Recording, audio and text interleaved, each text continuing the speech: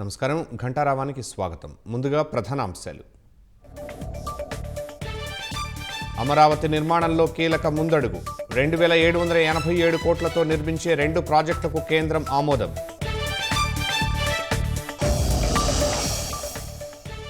మద్యం కేసులో చెవిరెడ్డిని నిందితుడిగా చేర్చిన సిట్ ఎఫ్ఐఆర్లో A38గా పేర్కొంటూ కోర్టులో మెమో దాఖలు.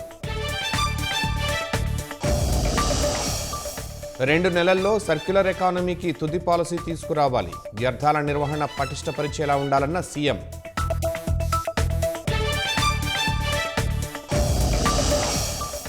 పోలవరం బనకచెర్లతో ఎగువ రాష్ట్రాలకు ఇబ్బంది లేదు. కడలిలో కలుస్తున్న నీటిని వాడుకుంటామన్న నిమ్మల.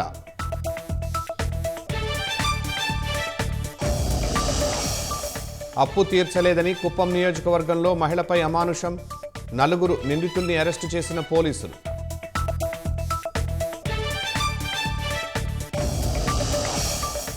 ఇరాన్ కీలక సైనికాధికారిని హతమార్చిన ఇజ్రాయెల్. మొసాద్ కేంద్ర కార్యాలయంపై విరుచుకుపడ్డ టెహ్రాన్ క్షిపణులు.